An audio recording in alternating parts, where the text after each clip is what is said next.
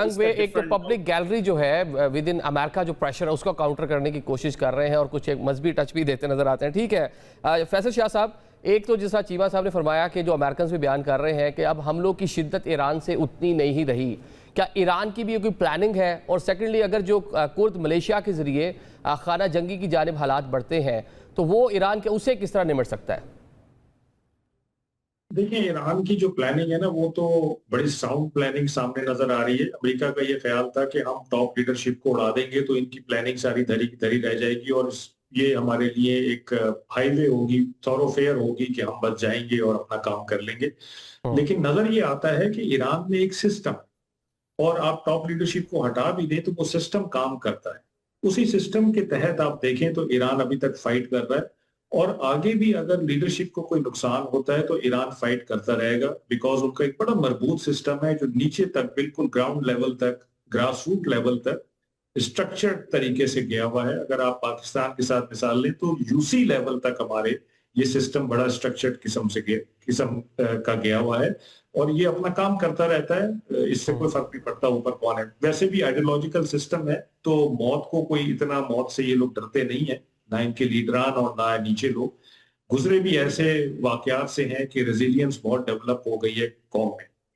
कुर्दों का जहां तक ताल्लुक है तो ये रिपोर्ट्स पहले से आ रही थी कि कुर्दों को मोबिलाइज किया जा रहा है, उनको आर्म किया जा रहा है, और ये ईरानी इंटेलिजेंस के पास रिपोर्ट्स थी और वो तकरीबन कोई हफ्ते से ही इनकी हरकत पे नजर रखे हुए थे। आपने देखा है कि उन पे उन्होंने अटैक भी किया है और इराकी जो कुर्द हैं उन्होंने ये ऐलान भी किया है कि हम कोई डिस्टेबलाइजेशन नहीं चाहते इस रीजन में। और कुर्द जो है वो बटे हुए हैं, वो एक एंटिटी है भी नहीं, 2-3 मुल्कों में बटे हुए। तो उन सबको मिलाना, मोबिलाइज करना, आर्म करना और उनको कमांड करना कि वो जाए ईरान में, एक बहरहाल मुश्किल काम है, लेकिन इस पे सीआईए और मोसाद काम कर रहे हैं। ठीक है। और जो कुर्द जहाँ पे जिन इलाकों में मौजूद है वहाँ ऑलरेडी ईरान की अपनी भी प्रॉक्सीज जो है वो मौजूद है। ईरान उन कंट्रीज में, उन इलाकों में खासा मजबूत है। ईरान की अगर आप आदिल एक चीज और देखें कि ईरान की ग्राउंड फोर्सेस का इस वक्त कोई नुकसान नहीं हुआ है खातिर ख्वाह, और इनकी जो ग्राउंड फोर्सेस हैं उसमें 2 फोर्सेस हैं, एक अर्तिश की है यानी एक रेगुलर आर्मी है और एक आईआरजीसी की ग्राउंड फोर्स है जो कि एसिमेट्रिक वॉरफेयर में महारत रखती है। और वो दोनों ग्राउंड फोर्सेस भी इस वक्त काफी हद तक इंटैक्ट हैं, जो कि इस जो एग्रेशन है फ्रॉम कुर्स, इसको वो टैकल कर सकते हैं। उसके बाद उनके पास बसीज फोर्स भी है जो कि इस पे काम कर सकती है। फिर उनके पास पुलिस भी बड़ी मुसल्लह और बड़ी ट्रेन किस्म की पुलिस है उनकी। तो मेरा ये ख्याल है कि इस फ्रंट को ईरान देख लेगा। और ईरान की ज्योग्राफी अगर आप देखें तो इतना बड़ा मास है, ये पाकिस्तान का डबल साइज है, और जो पॉपुलेशन सेंटर्स हैं वो बड़े दूर दूर लोकेटेड हैं। तो कोई भी जमीनी अफवाज जो बाहर से आई हो उसको आके ये सारे काम करना और कंट्रोल करना, मेरा ख्याल है बड़ा मुश्किल काम है। वो ज्योग्राफी में कंज्यूम हो जाएगी। ठीक है, मतलब आप कह रहे हैं कि वहाँ पे जो आर्मी है वो अभी भी इंटैक्ट है, अदारे उसी तरह मजबूत खड़े हुए हैं।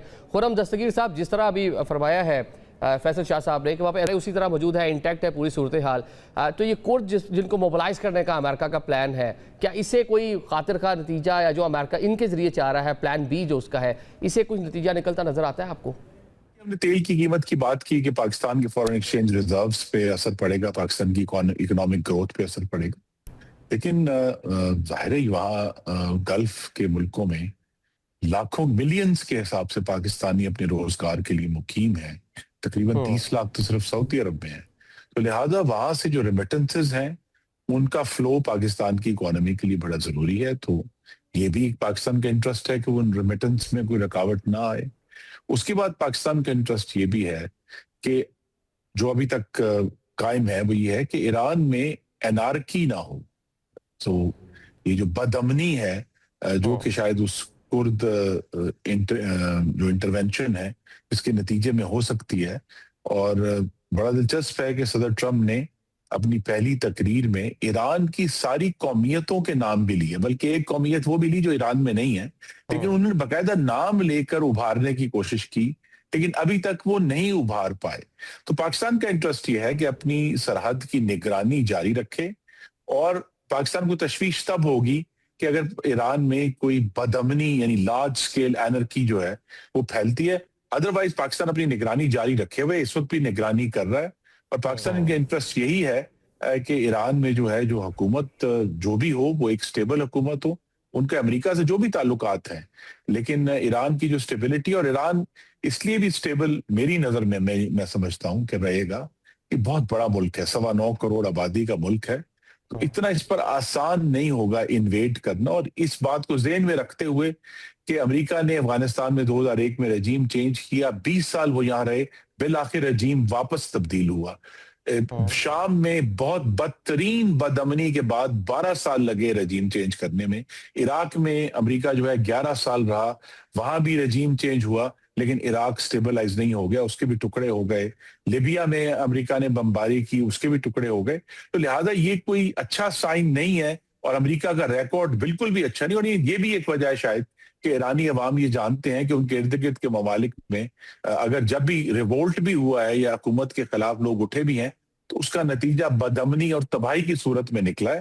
تو اس لیے بھی آئی تھنک ایرانی عوام جو ہے وہ چاہیں گے کہ حکومت ان کی مرضی سے جب بھی وہ ٹھیک ہے. چاہیں. آپ نے جو فرمایا کہ ایران لیبیا نہیں ہے, ایران عراق نہیں ہے, ایران شام نہیں ہے, ٹھیک ہے. الوی صاحب, یہ جو خانہ جنگی ہے, جس طرح ابھی خرم صاحب نے فرمایا کہ یہ وہ ممالک جو کمزور ممالک تھے, وہاں رجیم چینج اس فارمولا کے تحت ہوگی, لیکن ایران میں یہ فارمولا ورک نہیں کرے گا.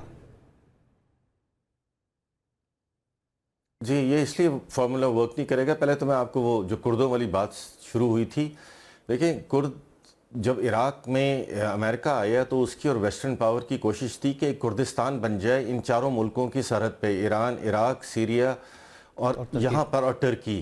لیکن وہ صرف عراق میں اربیل بنا سکے اور دیٹس اٹ. اس کے بعد تو ٹرکس نے مار مار کے برا حال کر دیا تھا. ابھی جیسے کوئی صاحب فرما رہے تھے کہ ان کے آپس کے اندر بھی ڈفرینسز ہیں. کردوں کی طرف سے, اور امریکہ کی by the way first bombing میں کرد بھی متاثر ہوئے تھے, اور اوپر سے کرد نے اناؤنس بھی کر دیا ہے. تیسرا یہ کہ جو ایران نے ڈی سینٹرلائزڈ کیا ہے اپنی فوج کو, کیونکہ جب آپ سروائیول کی وار لڑتے ہیں تو پھر اس میں سینٹر آف گریوٹی جو ہوتا ہے وہ لیڈرشپ نہیں ہوتی. آپ لیڈرشپ کو مار بھی دیں, اس میں سینٹر آف گریوٹی پبلک اور اس کا نیشنلزم ہوتا ہے. جو وار آف چوائس ہوتی ہے, جیسے ٹرمپ صاحب نے کیا یا نیتن یاہو صاحب نے, اس میں سینٹر آف گریوٹی لیڈرشپ ہوتی ہے. فار ایگزامپل اگر ٹرمپ صاحب اور نیتن یاہو صاحب کو ایلیمنیٹ کر دیں, وار ختم ہو جائے گی. ایران نے چونکہ ڈی سینٹرلائز کیا ہے, اس نے ڈی سینٹرلائز کرتے کرتے ولیج لیول تک چلا گیا ہے.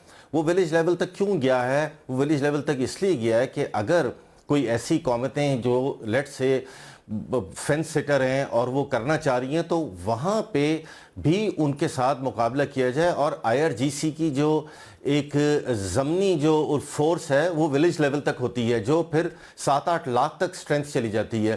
ایرانینز نے ان دا لاسٹ 47 ایئر یا جتنے بھی تھے, اس میں بڑا انہوں نے انٹیلیجنٹلی ان چیزوں کو دیکھے. اور IRGC تو ایک ہے ہی ریولوشنری فورس. جب ریولوشن ہی کے تو اگینسٹ وہ آئی تھی, اور ریولوشن کو کنٹرول کرنے کے لیے وہ بہت افیکٹو ہے. یہ بوٹس آن گراؤنڈ والی جو تھیوری ہے وہ تو بالکل ہی کام نہیں کرتی ہے ایران کے سلسلے میں. مطلب جتنے بھی لوگ آئیں گے ان کو ایلیمنیٹ کرنا ایرانینز کے لیے is just a matter of time. اب چونکہ کوئی چیز ورک آؤٹ نہیں ہو رہی ہے تو وہ ڈفرینٹ تھیوریز جو ہیں وہ ٹرمپ صاحب پیش کری جا رہے ہیں, اور بٹ ظاہر ہونا شروع ہو گیا کہ ان کی لمیٹیشن ہے جو بھی انہوں نے اسٹریٹجی اب تک اپنائی ہوئی ہے. ٹھیک ہے.